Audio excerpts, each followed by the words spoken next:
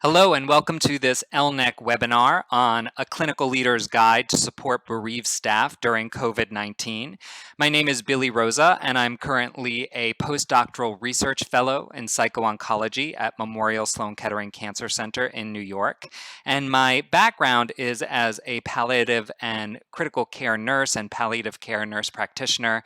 And I come to this webinar with you with experience in academic and clinical leadership. And so I really empathize with the need for all of us to support our frontline clinical staff during this unprecedented time of loss and grief and this period of bereavement throughout the COVID pandemic. So my emphasis during this time with you is really going to be on what we say, how we say it, and really where do we go from here.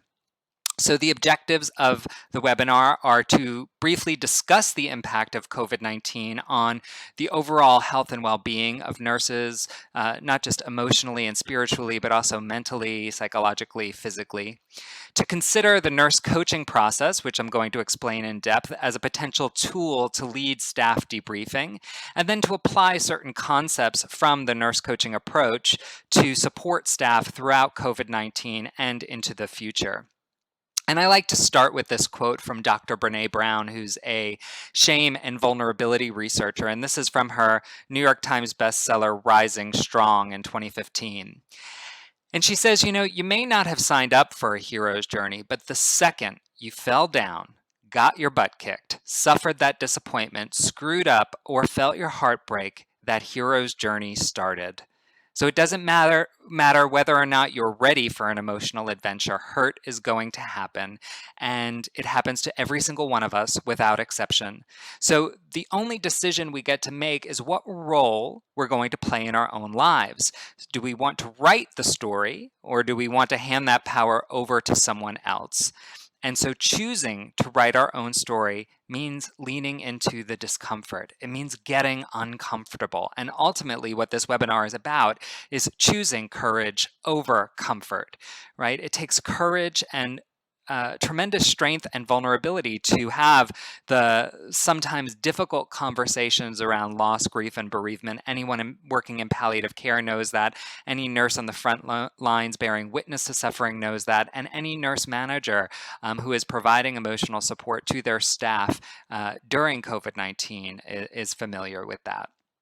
What we've seen during COVID-19 is tremendous overwhelm in all parts of health systems around the globe, right? In acute care settings, we've seen it in community-based settings, and along with that, tremendous shortages of resources. So fiscal and economic resources, just overall lack of investment, physical resources, shortages in PPE, shortages in ICU equipment, ventilators, etc., but also human resources. At the end of the day, there's just not enough hands on deck. So as of mid-August, just a few days ago, prior to this recording, we had surpassed the 20 million person mark in terms of confirmed COVID cases globally, and over 700,000 associated deaths. So what we're seeing is just a shortage of human resources, particularly in the context of a potential second wave and the upcoming flu season.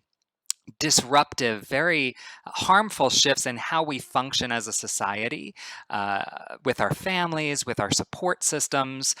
Zoom has become the new norm, of course, for communication, and that human connection really has deteriorated.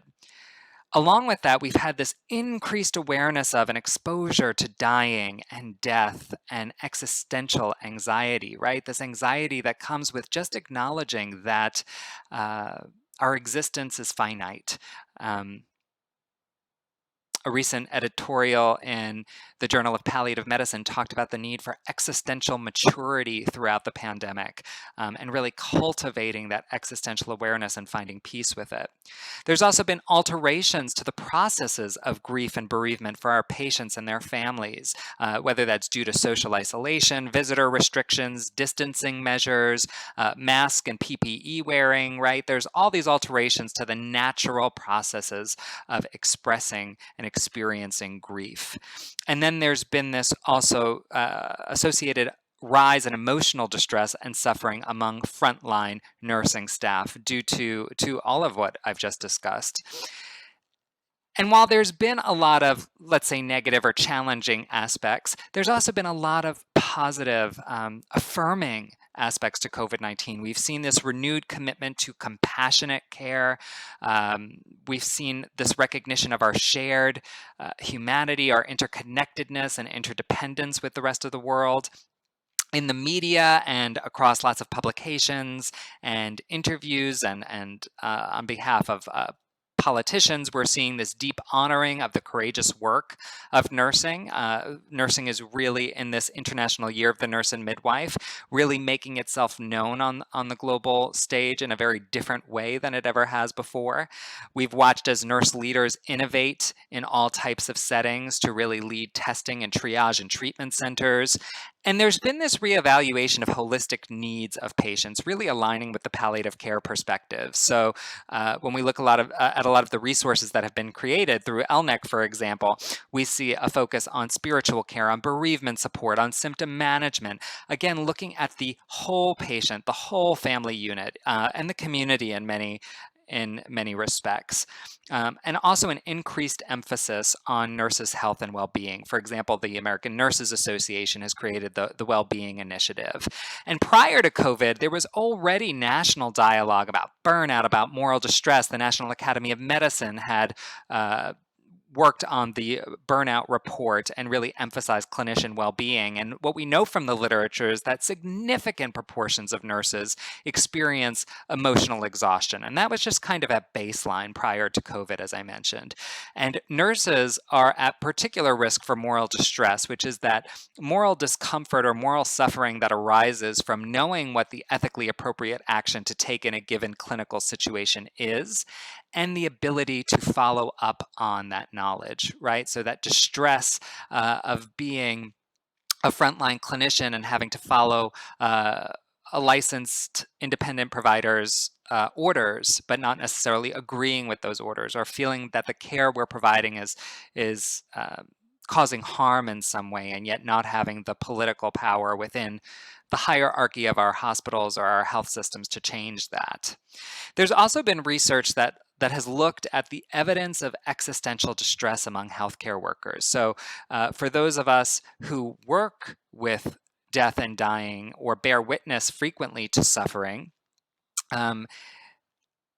those healthcare workers have had increased medical error, higher rates of healthcare-associated infection. There's been higher nurse turnover, higher patient mortality, lower patient satisfaction, all associated with burnout, with moral distress, and with this evidence of existential distress.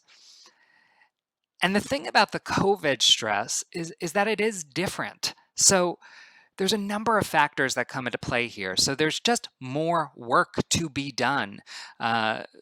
Living in New York City, which at one point was considered the hotspot globally, I can tell you many of my colleagues felt like they were going into a war zone every day. That is how they described it. So one hospital, academic medical center, had over 300 ventilated COVID patients at one time, really in a hospital that typically has maybe 4 ICU units available at any given time. So they were really over their capacity by several 100%.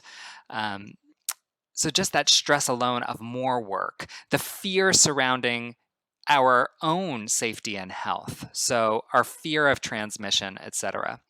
The isolation we are experiencing both as nurses, as individuals, as families, threats to livelihood. A lot of nurses have been placed on furlough, nurses have been let go. The risks of redeployment are very stressful. So a lot of nurses are finding themselves working in settings or specialties that are unfamiliar to them, that are requiring education during this time of intensity. Also, just not being familiar with what we don't know, right? There's still so much that's unknown, that's unclear, that we haven't been informed about, what the strategy as a health system is locally, regionally, nationally, the disconnection from the World Health Organization, for example, and what the implications for vaccines are going to be because of that. So there's just so much that's feeding into this picture of stress.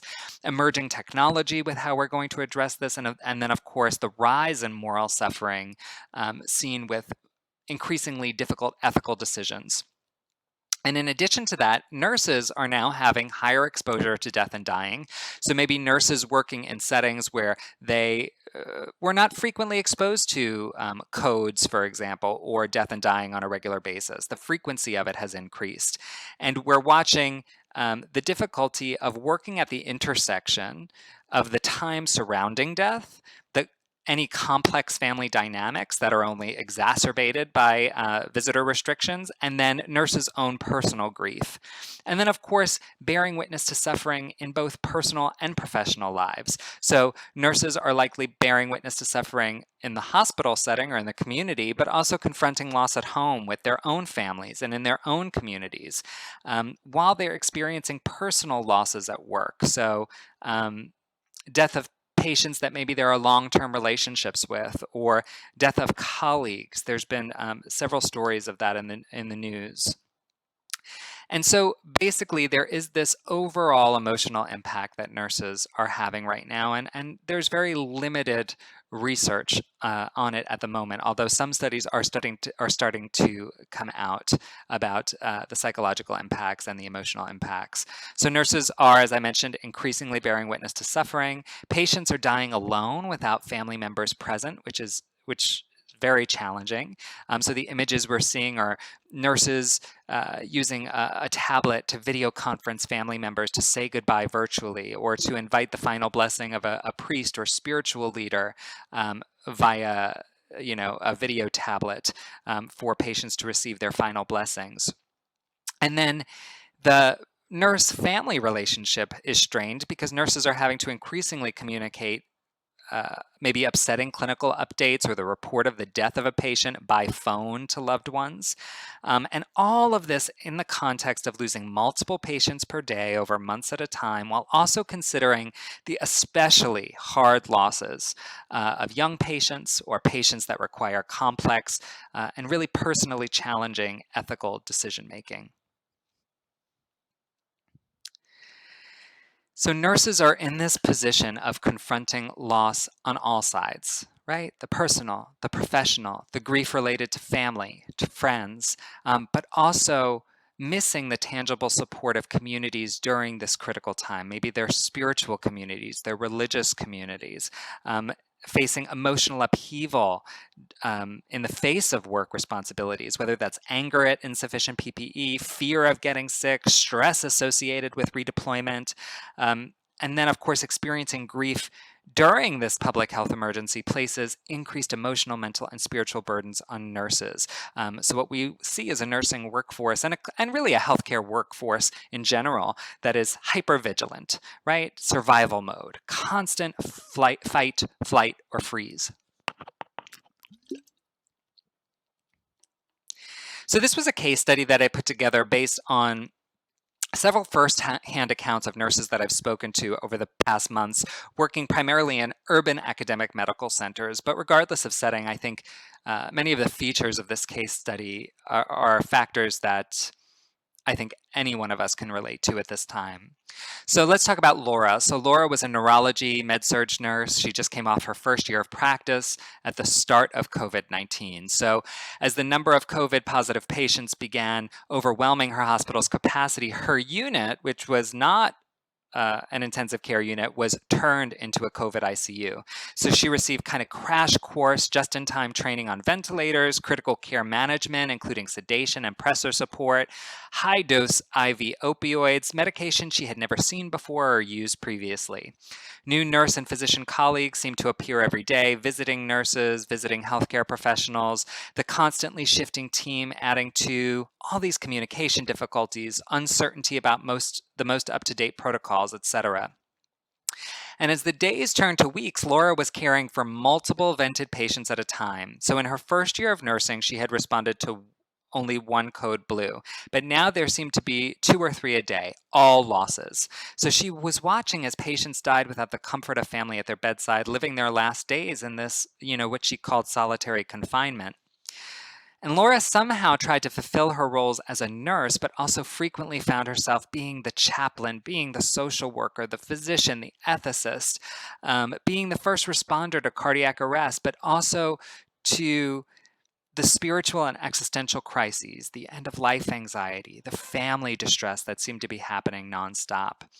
And at home, Laura had a young child and a husband who lost his job during COVID, so economically they were having some financial difficulties. Her parents, who were older, both lived with her family at home.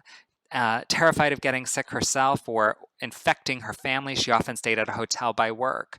So at night, she would sit in her hotel room alone, contemplate the stress of the day, the sadness of what she had seen and heard. She would reflect on her own fears of death and dying, and she often struggled with sleeplessness, knowing that tomorrow would likely be the same.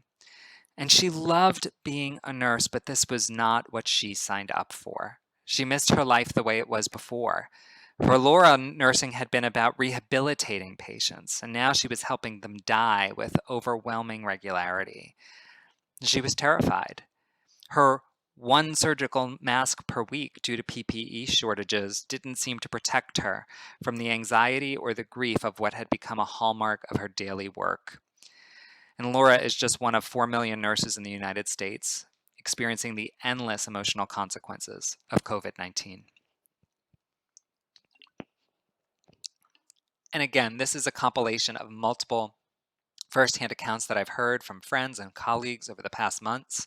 But we see in Laura's story the physical, emotional, psychological impacts at all levels. So what can we do? As leaders, we can demonstrate appreciation for the emotional labor of nurses, right? We can promote reflective practices to bring a sense of awareness and reflection into our care settings. We can encourage self-development by trying to assure time and space, but given our resource limitations, that can be challenging right now. We can definitely show empathy for the difficulties staff are experiencing and provide concrete strategies and resources. One of the recommendations we are making here is really to be able to, like I said earlier, lean into the discomfort and lead the difficult conversations to support processing and bereavement during this time.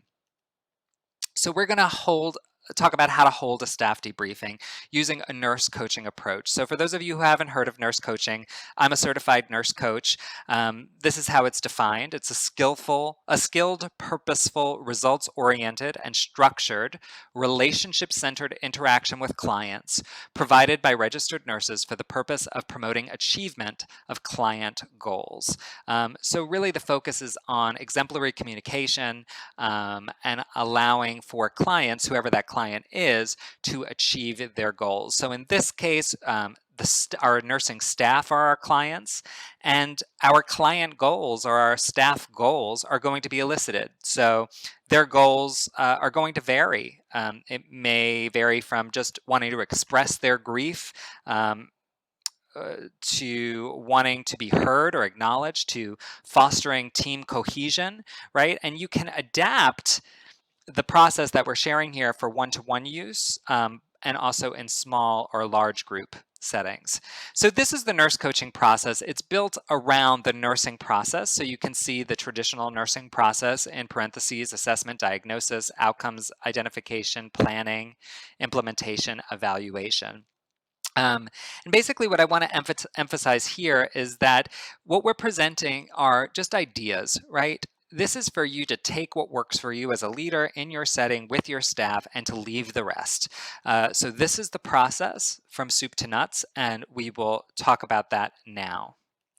So the first step is establishing the relationship and identifying readiness for change. So just consider as you start on this journey that while you have a previous relationship with staff, a relationship that is in place between you and your nurses, this process will likely require a different level of connection and communication, right? This is about being fully human. So it requires you as a leader to be present to your own feelings, experiences, and perspectives. How have you been doing emotionally and mentally during this time? So if you want to invite transparency and team cohesion and team building, it requires that you get clear about your journey so far. It calls us to demonstrate a therapeutic presence that we all have learned and practiced as nurses in a way that fosters trust and intimacy. And we really have to honor our staff as experts in their own health and well-being. They are the experts in what they need. We're simply inviting an environment for them to reflect, share, and heal. It requires us to co-create contracts to ensure confidentiality and safety. Those can be verbal contracts to promote safe and secure environments for the exchange of ideas, real open dialogue, and providing people the safety and confidence to authentically self-express themselves. And then to consider having a trustworthy colleague partner with you on this endeavor so that you have a support system as a leader. That can be an assistant manager, a charge nurse, a staff nurse that you trust and work well with.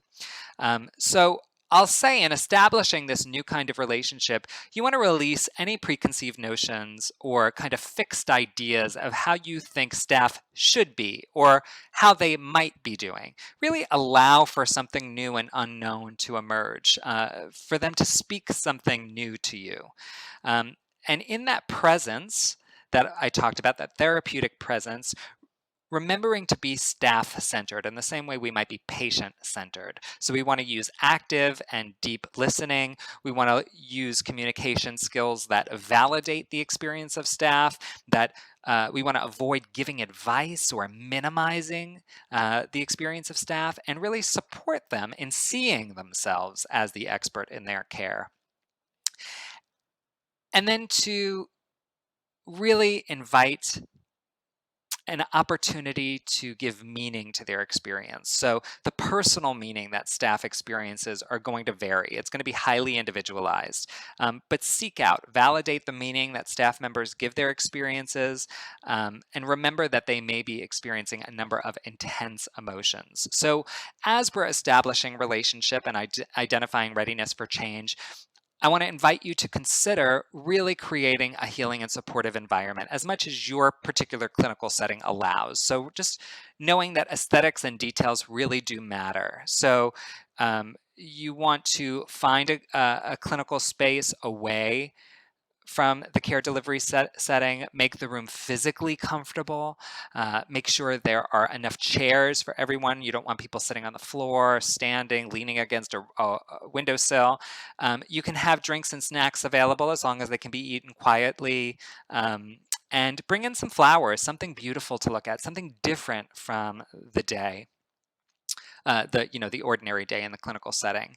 I want to say have tissues available. Consider not putting them on the center of a table or in the center of a room because staff will walk in and think, oh, what's going to happen here? I often invite people to consider sitting in a circle without a table in the way so people are fully available to each other. It's easy to see every single person in the room. Nobody has to strain to be heard, to speak, to be seen, or to see. And consider using a marker to begin and end your time together as a group. So this could be ringing a bell, taking a moment of silence, lighting a candle, blowing the candle out at the end, just something to mark this time as special and sacred and something different from the norm. You're going to want to set ground rules. And actually, I do like this picture down here on this slide, but be conscious of how that person in the white coat is sitting, right? We don't want any kind of power imbalances by sitting above or over people. We want to be sitting at the same level as them. But in the setting of the ground rules, this isn't, a manager speaking to staff. This is a colleague speaking to colleagues. Really emphasize that all information shared in this room is confidential. Really ask that phones be silenced and out of sight. So, for example, you could ask people to put their phones in a basket for the hour or however long you're talking. You can, silence them, put them on do not disturb settings, etc. Consider having a talking stick. I actually really like this. And a talking stick can be anything. It could be a stapler. It could be, a bunch of pens you tape together. It doesn't have to be, it could be a stethoscope. Nothing elaborate. But really what it signifies is that only one person speaks at a time. And we pass that talking stick to the next person who's speaking so that the singular task of everybody in the room who's not speaking is to simply actively listen and support the person who's expressing themselves. And really assure participants that their presence is comforting enough. So as staff become emotional or they express grief or they do cry, we don't have to hug people, touch them, embrace them. Not everybody's comfortable with physical touch. And, from a therapeutic stance, comforting them or making them take tissues can really send the message that their tears are not okay, that we want them to stop crying. So this is about just presence, listening, support, space for people to express themselves. We want to invite all feelings and experiences as valid, even those that may be considered intense or, not always welcome or appropriate. Things like anger, sadness, hopelessness, right? This is a difficult time. So making this a space where people can express themselves fully without judgment. As participants, to avoid giving advice or trying to fix a problem, right? All attendees are there to bear witness to each other and support each other's process. And then really monitor the time so that you can ensure that everybody is expressed without rushing at the end to complete, any thoughts. And then you want to place a do not disturb sign on the door, really taking whatever steps you can to minimize disruption. And this is where, this whole environment is going to start with your own vulnerability. Again, the reflective practice of how this time has affected you and you showing up vulnerable and willing to share. So some communication tips in general as you establish relationship and identify their readiness for change. This comes from a palliative care communication book written by Back and colleagues, and I've adapted it for this purpose. But this is about balancing honesty, empathy, and hope. Right? So the first is to start with your staff's agenda. Simply acknowledge their priorities. Acknowledge your priorities, I should say, as a nurse leader, but also find out where they are first. So don't assume where they are emotionally, psychologically, etc. Number 2 is my favorite tip. Track the emotional and the cognitive data that is coming at you, right? See the emotion. People are going to say a lot of things from a cognitive stance. I think this, I feel this, I've seen this. But look at the emotion that's happening underneath it. You can learn a lot, right? The majority of what we observe is nonverbal communication. So really track the emotional data that is being produced in the space. Stay with the staff, right? Be sure not to talk more than one step ahead of where they are at any given time. Just moving forward one step at a time. This is where it's really important to be present, actively present. Articulate empathy explicitly, right? Don't just assume that you showing up or occasionally making it clear that you care or just the knowledge that you do care. Don't think that that's enough. Articulate empathy explicitly to suffering that is being expressed, right? Especially as the moderator of the group. You are really responsible for creating the safe space. Talk about what you can do before you talk about what you can't do. So we have to show staff that we're working for them. So if staff are coming up with suggestions about how they can improve the work environment during COVID, great. Don't harp on what's impossible. Start with what you can do.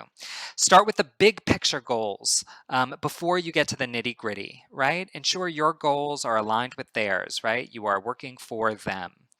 And give staff your complete and undivided attention. So really, to the best of your ability, put down your phone, surrender your pager, acknowledge when something big is happening in the room, and show that you're listening and that you care. So how to get started. So I like this photo, but I wouldn't write agenda on a board for the purpose of this debrief.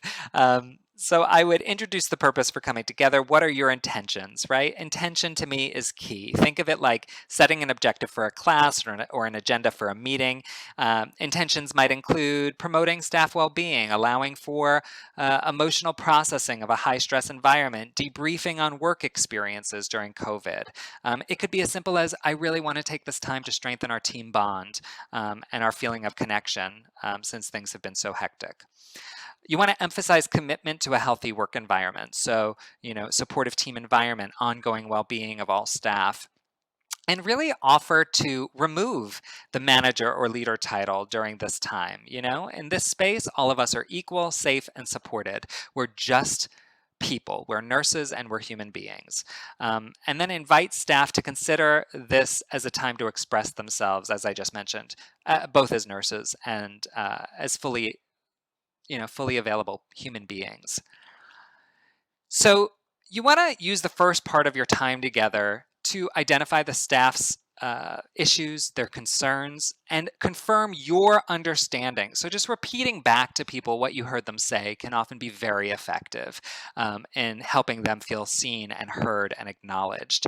You really want to validate those opportunities, issues, and concerns.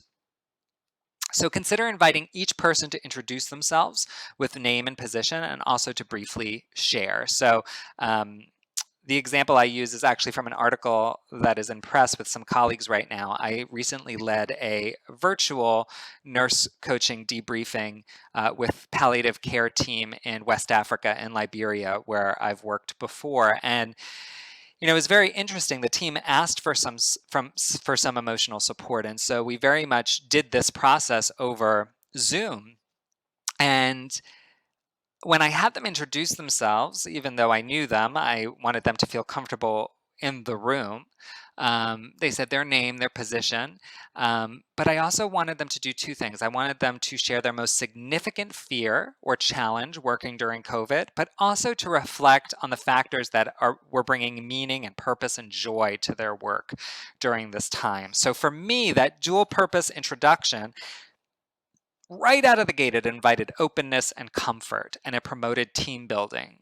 And you could see people acknowledging both stress and joy during this very difficult time. So it immediately promoted the sense of togetherness and connectedness. But you can really use any number of open-ended questions in these group settings. What's the biggest challenge? Do you have specific fears or worries? How have you dealt with recurrent loss during COVID-19? How do you cope with grief that you experience at work? And focusing on individuals' resilience, right? So what's gotten you through through hard times in your life in the past? And are you using any of those skills now? Most important to remember is just to allow the conversation to evolve naturally, right? Stay with the intense emotions. Do not deviate from what staff want to talk about. This is their time. And I think I just said that, right? So the next step in the process is establishing staff-centered goals and creating the structure of this coaching interaction, right? So what we want to do is assist staff to identify their own goals for their well-being. And these should be SMART goals: specific, measurable, action-oriented, realistic, timelined. So facilitate open exploration and alternative approaches. Understand that the goals and the needs will evolve as staff heal, as they continue to process, as they continue to work in the COVID environment. Help staff identify strategies to achieve their goals. So things they may not be thinking about, things that you may have seen or used as a manager in the past. Assist staff to create action plans with clearly defined steps and anticipated outcomes as appropriate. And so again, this is a process I used with the nurses in Liberia, where I asked them to get quiet for a moment, to consider their lives through the COVID pandemic. How would they, for themselves, identify health and well-being? What would it mean for them to thrive, to not just survive right now, but what would it look like for them to be fully thriving human beings right now? And then where are they now, physically, emotionally, related to that ideal? And then I asked them to write down a few action steps, 1 to 3 steps that they could use or create to move toward that ideal in the next 4 weeks, I believe I used as an example. Are these actions realistic and achievable for you? Are you able to prioritize them in your daily life? And then what factors at home or work would increase the likelihood of them acting on these steps? And it was really wonderful. I gave time for each nurse to share in the workshop.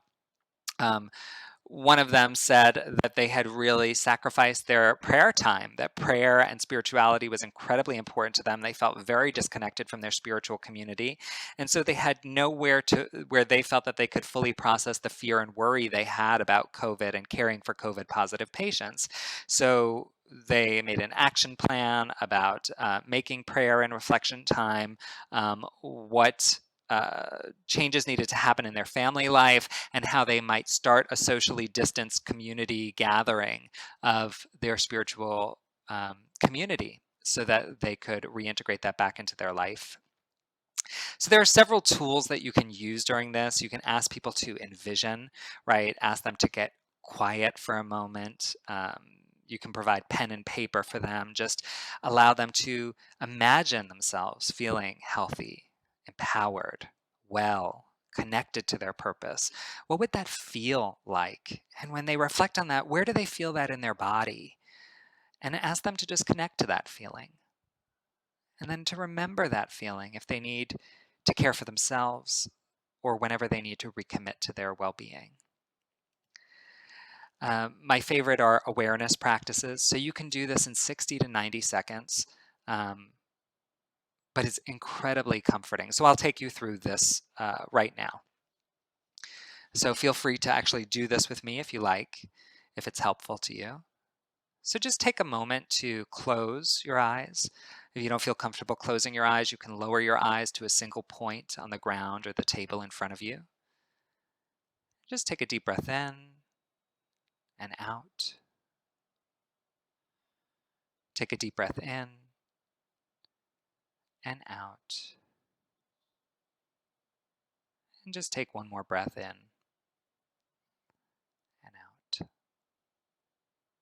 And just notice the bottoms of your feet on the floor, points of contact. Notice where your legs and your back are resting on the chair.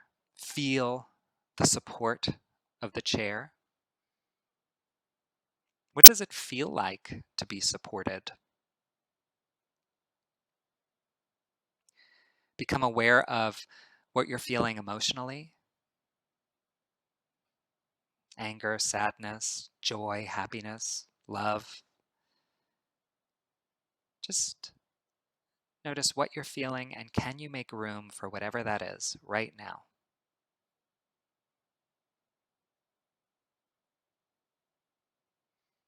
What thoughts are you thinking? Are you thinking about the past? Are you thinking about the future?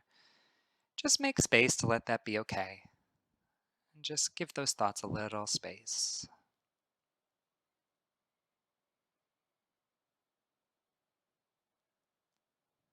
And following your breath, back to the breath as it moves in and out of your body. You can put your hand on your belly if you want and feeling the breath flow in and out.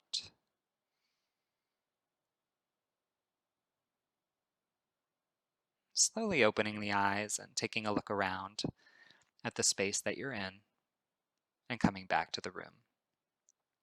So that was maybe 90 seconds, 2 minutes of an awareness practice that you can use to ground staff, to ground yourself. If you feel like things have gotten too emotional or people are too worked up, it's actually a really nice way to open and a really nice way to close your time together. So the next step in the process is really to assist staff to determine the extent to which goals were achieved. So you want to support staff in an ongoing way to evaluate their own progress and process. And you can do this in your normal ways that you support your staff in achieving their goals. So you want to promote their autonomy in identifying their needs, support them to obtain whatever mechanisms and practices would best suit the needs of the practice setting or of the unit. I do want to emphasize, coaching is very helpful. It's not a substitute for professional mental health services. So really continue to assist staff to obtain needed support as those needs arise. So whether that's therapeutic support, chaplaincy support, etc., it requires you being an advocate for your staff within the health system to make sure they have the support they need. And really, most important, just be flexible, open, non-judgmental as staff express evolving needs. So just to wrap this up, that was a lot of information. Again, these are ideas. These are just offerings, and you can take what works for you and really leave the rest. And I do want to draw your attention to the infographic that you can also find on the LNEC website, which provides a one-pager of the nurse coaching process with some key points that you can use as a guide for your time together with your staff. Brene Brown, who I started with, quoting, she says, "When we deny our stories, they define us. When we own our stories, we get to write the ending." And I think there is so much that is unknown right now with the pandemic and how this is going to impact the long-term health and well-being of nurses in all ways, that this is about really empowering ourselves as leaders to help empower our staff and really write our own ending. Staff are bereaved during COVID-19 from cumulative trauma and loss, and so much of it is individualized. They are in varying stages of the grieving process. And this nurse coach approach can really support, sustain staff wellness and assist with team building, among whatever other goals that you might have for your unit or your team. Again, these processes will be helpful beyond COVID. And it's really critical to balance honesty with empathy, with hope, with compassion, and realness, being authentic about the hardships that nurses are facing right now.